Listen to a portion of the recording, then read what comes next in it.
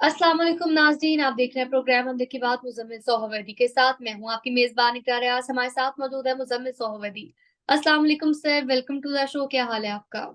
वालेकुम सलाम, बिल्कुल ठीक। आप सुनाएँ कैसी तबीयत है आपकी? मैं ठीक हूँ, अल्लाह पाक का शुक्र है। सर, सबसे पहले तो मैं आज आपसे पूछना चाहूँगी कि ये क्या माजरा है कि बानी पीटीआई से मुलाकात करने के शिबली फराज और उमर अयूब गया और फिर वो गिरफ्तार भी हो गए और फिर हमने देखा कुछ ही देर बाद रिहा हो गए। तो ये क्या मामला है? ये फ़रमाइशी गिरफ्तारी और फ़रमाइशी रिहाई थी। उनकी दरख़्वास्त पर ही उनको गिरफ्तार किया गया और उनकी दरख़्वास्त पर ही उनको रिहा कर दिया गया। असल में प्रॉब्लम ये है कि बानी पीटीआई जो हैं, वो बज़िद हैं कि फ़ाइनल कॉल दी जाए, जो शवाबी जलसे में नहीं दी गई और वो सख्त नाराज़ हैं अपनी पार्टी से। गालियाँ निकाल रहे हैं वो खड़े होकर सारों को कि आप लोगों ने फ़ाइनल कॉल क्यों नहीं दी?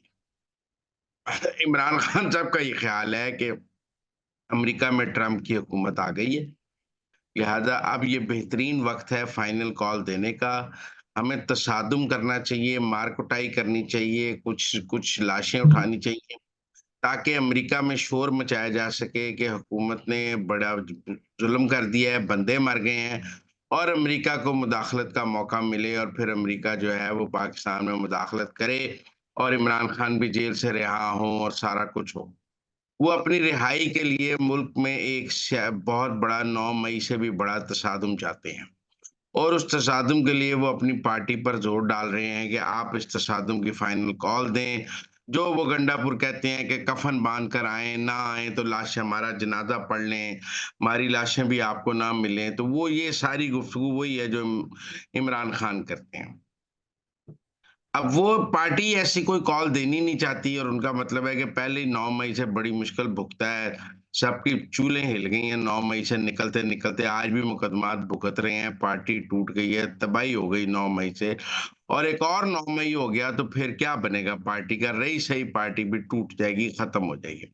लिहाजा जो तहरीक-ए-इंसाफ के अंदर लोग हैं वो मज़ीद किसी तसादुम के हक में नहीं, लेकिन इमरान खान और बाहर बैठे लोग तसादुम के हक में हैं और वो चाहते हैं कि तसादुम हो।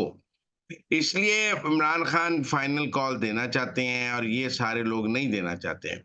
इसी फड्डे में उन्होंने कहा हम आज मिलने जाएँगे तो इमरान खान हमें फाइनल कॉल के लिए कहेगा, हमारी मुलाकात रोकें किसी तरह हम जान ना जाएँगे तो मर जाएँगे, जाएँगे तो मर जाएँगे। लिहाज़ा कुछ करें कि मुलाकात ना हो ताकि कोई हमारा इज़्ज़त रह जाए, नहीं तो हमें वो कहना पड़ेगा जो अंदर वो कह रहा है। सर, मैं यहाँ पर आपसे एक सवाल करना चाहूँगी, अगर ये गिरफ्तारी फरमाइशी थी, तो क्या ये हुँ। बात और आ गई है कि जो शिबली फराज हैं और उमर अयूब हैं, ये भी कॉम्प्रोमाइज़्ड है? हाँ, ये कॉम्प्रोमाइज़ नहीं है, ये सेंसिबल है। मतलब उनको पता है सियासत में आगे किस तरफ लेके चलना है। वो तसादुम के हक में नहीं है। उनका ख़्याल है कि तसादुम से पहले बहुत नुकसान हुआ है और वो तो सलमान अकरम राजा भी तसादुम के हक में नहीं है, वो तो गंडापुर भी तसादुम के हक में नहीं है। वो तो कोई भी तसादुम के हक में नहीं है और उनका ख़्याल है इससे बहुत नुकसान हो जाएगा। तसादुम के हक में तो आदिल राजा है, इमरान खान है या आप समझ लें मोईद पीरज़ादा है, शहबाज़ गिल है, शहज़ाद अकबर है, मुराद सईद है, हम्माद अज़हर है, जो लोग जिनका ग्राउंड पे कुछ भी नहीं है वो तसादुम के हक में है।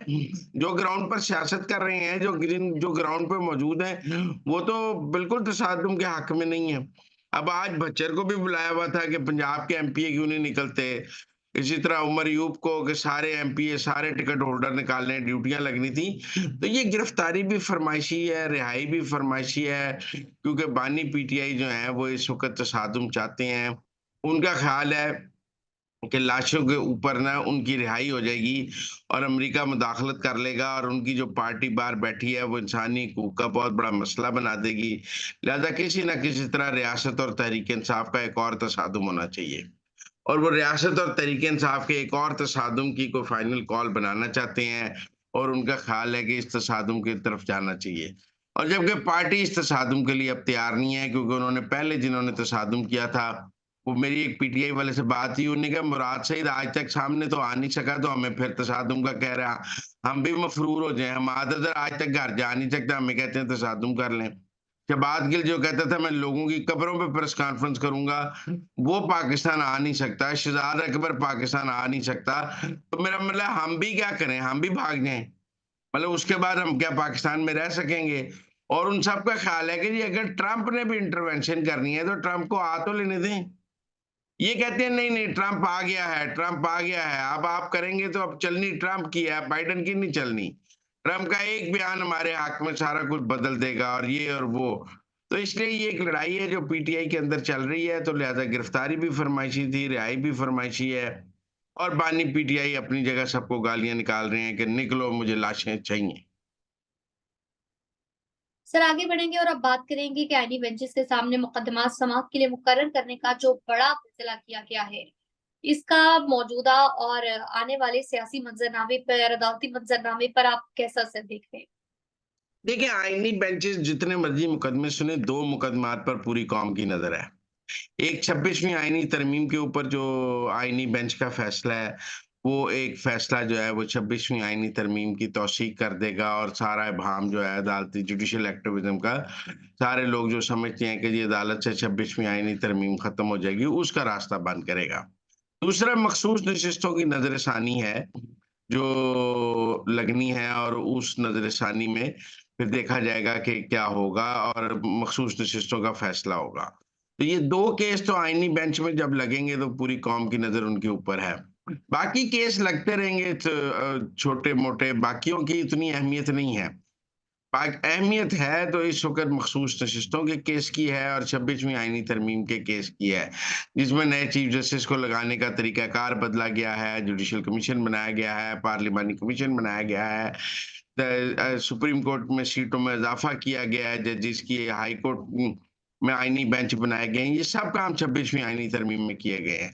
और अगर 26वीं आईनी तरमीम की आईनी बेंच तौसीक कर देता है, तो फिर तो कोई रास्ता ही नहीं रह जाता ना, तो इनकी आखिरी उम्मीद तो ये है। तो मेरे ख्याल में ये 2 मुकदमात पर सबकी नज़र होगी, बाकी आईनी बेंच में मुकदमात लगते भी रहेंगे रूटीन के मुताबिक।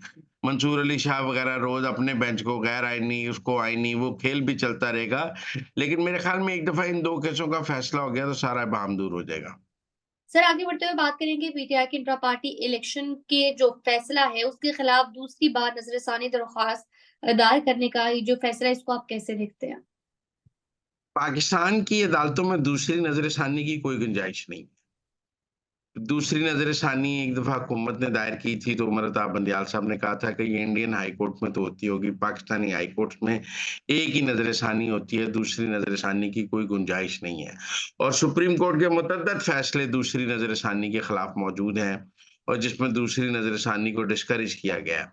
अब अगर तहरीक-ए-इंसाफ के लिए कोई दूसरी नज़र-ए-षानी के लिए अलग रास्ता खोलना है और कोई नई अदालती सहूलतकारी करनी है, तो उसका तो मुझे पता नहीं है। लेकिन तहरीक-ए-इंसाफ का खुद भी स्टांस जो है वो दूसरी नज़र-ए-षानी के खिलाफ ही रहा है बंदियाल साहब के दौर में, साकिब निसार साहब के दौर में, और इस तरह तो दूसरी नज़र-ए-षानी की आपने इजाज़त देनी है, फिर तमाम मुकदमात में दूसरी नज़र-षानी हो जाएगी। तो फिर तो कभी ख़त्म ही नहीं होगा, फिर तीसरी नज़र-षानी हो जाएगी, फिर चौथी नज़र-षानी हो जाएगी। तो सुप्रीम कोर्ट में एक ही नज़र-षानी की दरख़्वास्त की इजाज़त है, सब पूरे पाकिस्तान को एक ही इजाज़त है, यकसा निज़ाम इंसाफ़ के तहत एक ही नज़र-षानी सुनी जाती है। दूसरी नज़र-षानी की कोई गुंजाइश नहीं है। अगर दूसरी नज़र-षानी सुनी गई तो ये जुडिशियल एक्टिविज़्म होगा। मैं इसको कोई ठीक रवायत नहीं समझता, इसको दायर ही नहीं करना चाहिए था। लेकिन दायर करके जो है अदालती सहूलतकारी का कोई रास्ता हमवार करने की कोशिश की जाएगी। लेकिन मुझे लगता है कि ये एक तो कॉन्स्टिट्यूशनल बेंच के आगे शायद ना जाए। इसमें आइन का तो कोई मसला नहीं है, लेकिन फिर भी देखा जाएगा। तो नाज़रीन ये थी आज के अंदर की बातें, आपसे मुलाकात होगी अगले प्रोग्राम में। हमें दीजिए इजाज़त, अल्लाह ने के बाद।